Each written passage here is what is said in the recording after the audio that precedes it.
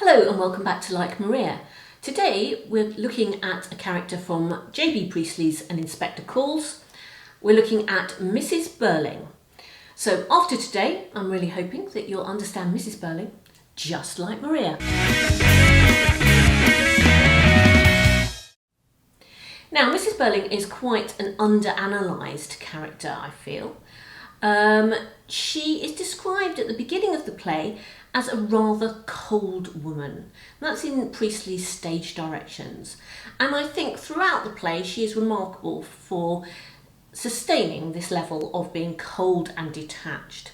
She shows very little emotion and she distances herself from any blame. She actually is one of the characters who at the end of the play really has learnt nothing at all. She condemns the children as being kind of silly and for taking emotion on board and for questioning their own behaviours. And ultimately, she is the character who adamantly says that she has no blame. She actually says, "I accept no blame for it at all."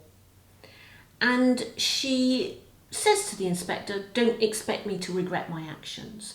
So she clearly feels that she is above the other characters, that she has done nothing wrong. She does not examine her own part to play. If we look at this, actually Mrs Birling is one of the key factors to Eva's demise. Eva has come to her to get some help when she is pregnant. She's come to a charity that Mrs Birling is involved with, and Mrs Birling acts as a judge and dismisses her. She dismisses her because she thinks she's not being truthful. She says that the father of the child, rather hypocritically, should look after the baby. The father of the child is described by Eva as silly and wild and drinking too much. And this leads Mrs Birling to say, well, it's his responsibility. I'd go to the father of the child. So she really is quite unpleasant. She's often characterised by Priestley as saying things bitterly and severely. She's a really unpleasant, nasty person. And she is the person that denies Eva help. And perhaps the most culpable of all the characters. So really for Priestley to describe her as cold at the beginning of the play really is very, very appropriate. And I think here he is describing a whole class of women as cold. The women who are in society supposed to be doing good, or the do-gooders perhaps you might call them, and they are not doing any good at all, and they are acting on their own judgments and impressions and particularly prejudices. Now, we must remember that Mrs Birling here is particularly put out because Eva decides to give her surname as Birling, and she feels that the family name is being abused in this way, and this really does horrify her.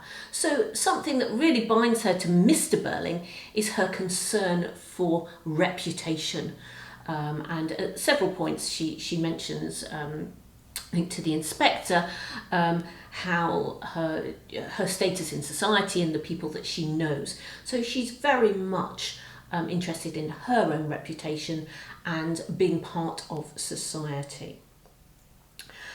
I think one of the best moments in the play for me is when the inspector leads her into condemning Eric. And you should look in detail at this passage. She says that Eric should be made an example of. Of course, at this point, she doesn't know it's Eric. She's just saying these fathers and these young lads who drink too much should be made an example of, and they should be treated very harshly. And the inspector does just kind of lead her to a place where she is really condemning of people like Eric, and she kind of utters these words, and the inspector does repeat these words to her and says, he repeats them to the whole assembled party. He says, "We know what to do with someone like this, don't we? Because Mrs Birling has just told us." So she really does dig herself into the hole. But I think the remarkable thing is that she still will not admit that she digs herself into the hole. Sheila tries to warn her and says, don't do it, don't say things, you mustn't put up a wall, Sheila describes. And Mrs Birling refuses to follow that advice. Now this leads us on to Mrs Birling's relationship with her children. Number one, clearly she doesn't know Eric very well at all. She is often quite patronising and directive about their behaviour. She chastises Sheila for using the word squiffy. She doesn't think that's very polite. And she really doesn't show any warmth or connection with her children, but is kind of concerned about the way they behave, even to the point about telling Sheila that she mustn't worry. You know, these businessmen, like Gerald, do have affairs, and if they work very hard, she's kind of suggesting that they should be allowed to play very hard, and that a woman's place is to politely ignore that. Again, she's very concerned with class and hierarchy. She is shocked that Eric is responsible and involved with a woman of that kind. Quite often she uses that demonstrative adjective, that, to describe that sort, that kind. But also she is astounded that the alderman is involved in any sort of lecherous behaviour. So clearly she is either very naive, or she keeps the stiff upper lip, notorious with the British aristocracy, and is in denial about all of these things. And it's interesting that when the really important details about Eric's behaviour come out, she is physically removed from the room. It's almost as if she is a woman that needs to be protected, or she protects herself. But of course then she does come back inside the room. So really important to note her concerns about reputation and her the way that this affects her relationship with her own children, her coldness, her lack of warmth.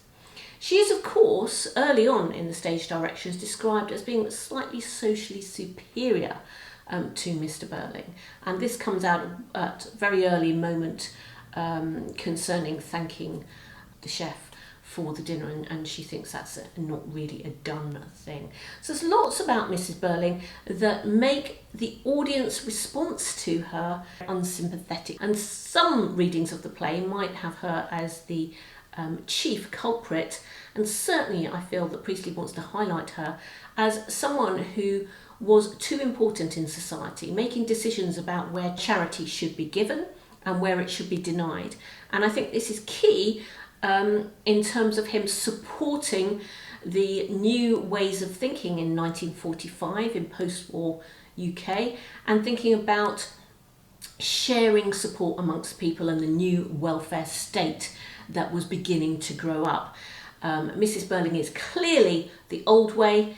He wants to support the new way, and I think she very much here demonstrates why the old way was very bad indeed for people. So there we have Mrs Birling, a little insight into some of her characteristics and some of the ways that Priestley is presenting her. So after today, I hope that you can understand Mrs Birling just like Maria.